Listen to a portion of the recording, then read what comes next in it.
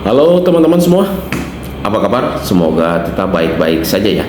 Senang rasanya bisa kembali lagi buat teman-teman semua. Bersama dengan Andy di sini ya. Di video kali ini, seperti biasa, aku akan menyampaikan berita terbaru ya dan terupdate hanya di channel Lihat Online ini ya, dimana membahas tentang seputar sepak bola ya. Oke teman-teman, untuk tidak membuang-buang waktu lagi, di beberapa hari ke depan ini ya, timnas kita, timnas Indonesia akan berlaga ya melawan Bahrain ya, dimana kali ini Bahrain akan menjadi tuan rumah ya untuk kualifikasi Piala Dunia ya 2026 di matchday ketiga ini, dan nanti di matchday keempat tanggal 15 Oktober itu Indonesia akan dijamu oleh Cina ya, dan STY telah mengumumkan 27 nama ya yang akan mengisi line up skuad Garuda di kualifikasi Piala Dunia 2026 round ketiga ini. Dan yang sangat menarik, ada satu nama yang telah dipanggil kembali ya dari cederanya, yang sebelumnya pada melawan Arab Saudi dan Australia, nama ini tidak dipanggil karena masih dalam cedera, yaitu Jordi Ahmad, yang teman-teman tahu bahwa Jordi Ahmad ini sudah dipastikan berada kembali ya di skuad timnas Indonesia, dan bahkan Sintayong sempat menyaksikan langsung pertandingan Jordi Ahmad ini bersama klubnya ya di JDT di Liga Champions Asia ya kemarin ya. Jadi Jordi Ahmad ini menunjukkan bahwa dia sudah layak kembali ya dipanggil oleh Sintayong, dan Sintayong sendiri tidak main-main dalam memanggil kembali Jordi Ahmad, walaupun teman-teman sekalian harus mengakui itu bahwa cukup banyak suara sumbang yang mempertanyakan kualitas daripada Jordi Ahmad ini.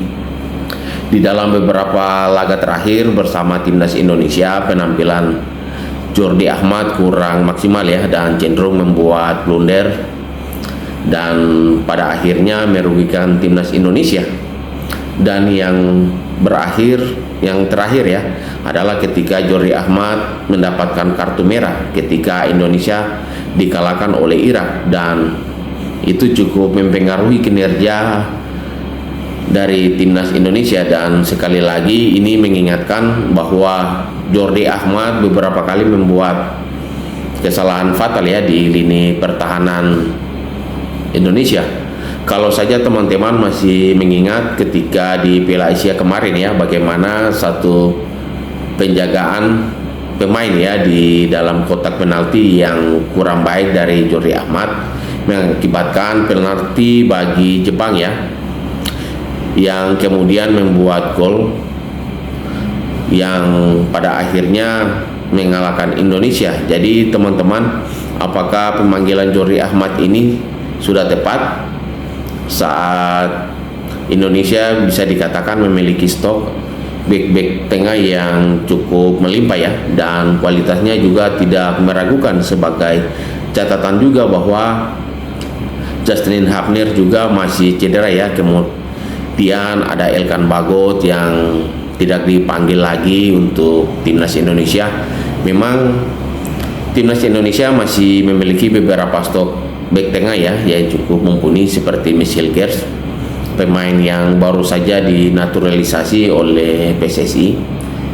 Kemudian ada Bang Jay dan Rizky Ridho, dan masih ada juga Muhammad Ferrari ya yang permainannya cukup gemilang di level timnas U23 kemarin ya. Kemudian di samping itu ada beberapa pemain yang bisa bermain selain bek tengah ya, namun ada beberapa pemain yang bisa dimainkan sebagai bek tengah seperti Calvin Verdong yang cukup baik juga.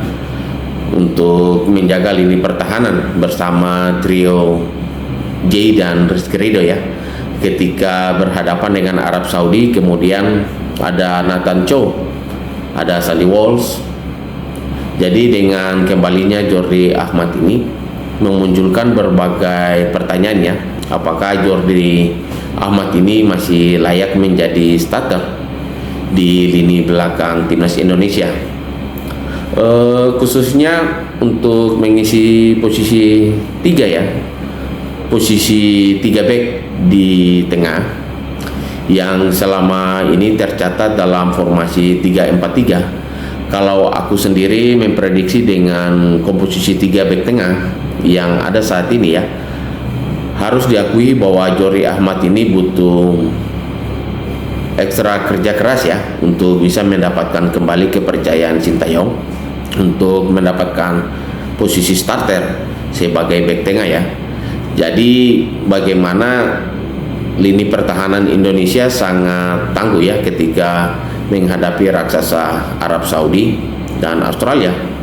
Ini menunjukkan bahwa ketidakadanya Jordi Ahmad bisa dikatakan sebenarnya tidak terlalu berpengaruh ya, bahwa sudah ada catatan statistik yang ketika Indonesia memainkan Jordi Ahmad sebagai starter, maka timnas Indonesia ini cenderung kalah ya ketimbang bermain seri atau menang, dan ini merupakan catatan statistik yang tidak bisa dibohongi. Dan aku menilainya bahwa Jordi Ahmad ini masih bisa dimaksimalkan ya, tetapi bagaimana posisi terbaiknya dulu dimainkan di posisi bek tengah. Terus terang saja aku merasa bahwa dengan usianya yang sudah di atas kepala 3, kemudian ada performanya yang bisa dikatakan sudah tidak segesit atau produktif dulu ya, ketika dirinya masih berkarir di liga top Eropa. Menurut aku posisi bek tengah saat ini bukanlah posisi yang tepat untuk Jordi Ahmad lagi, karena bagaimanapun stok-stok bek tengah yang dimiliki timnas Indonesia saat ini sangat-sangat mumpuni. Pemain-pemainnya juga muda-muda seperti Bang Jay, Michel Gers, Rizky Ridho, Muhammad Ferrari ya. Ini adalah pemain-pemain muda yang siap meladeni pemain-pemain cepat dari lawan-lawan timnas Indonesia ya di kualifikasi Piala Dunia ini. Jadi dengan pemain-pemain cepat dari lawan, bahkan adu fisik dan sebagainya ya, pemain-pemain muda yang secara kebugaran fisiknya dan staminanya jelas lebih baik ya daripada Jordi sendiri, sehingga menurut aku posisi back tengah saat ini bukanlah posisi yang terbaik bagi Jordi Ahmad ya. Dan muncul pertanyaan juga, kalau begitu di mana posisi untuk Jordi Ahmad yang bisa membuka jalan baginya untuk memberikan kontribusi bagi timnas Indonesia?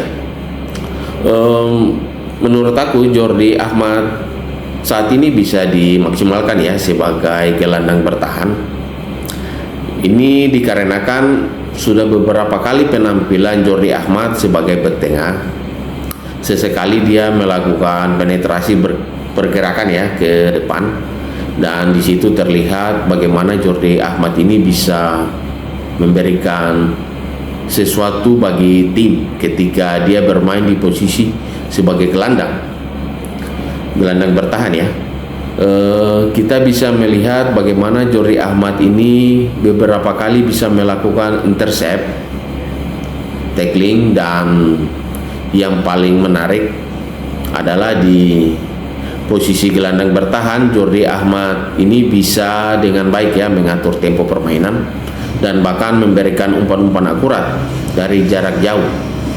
Dan jadi menurut saya posisi yang terbaik bagi Jordi Ahmad saat ini, dan bukan hal yang mustahil lagi untuk melihat Jordi Ahmad ini dimainkan sebagai gelandang bertahan ya, karena kalau melihat bagaimana Sintayong beberapa kali memainkan pemain tidak sesuai pada posisi aslinya ya, seperti Sandy Walsh ya, dari bek kanan menjadi bek tengah. Calvin Verdong juga dari bek sayap menjadi bek tengah juga. Kemudian ada Nathan Cho dan juga Justin Hubner ya, bisa dimainkan menjadi gelandang bertahan. Dan ada Elkan Bagot juga yang dari seorang bek tengah bisa dimainkan menjadi seorang striker. Jadi rasa-rasanya tidak mengherankan ya kalau misalnya nanti Jordi Ahmad dimainkan oleh Sintayong di posisi gelandang bertahan, karena aku sangat yakin ya bahwa potensi terbaik dari Jordi Ahmad saat ini adalah dengan bermain di posisi gelandang bertahan ya. Semoga dimanapun posisi Jordi Ahmad bermain ya, dirinya bisa tetap berkontribusi memberikan hasil yang terbaik bagi timnas Indonesia.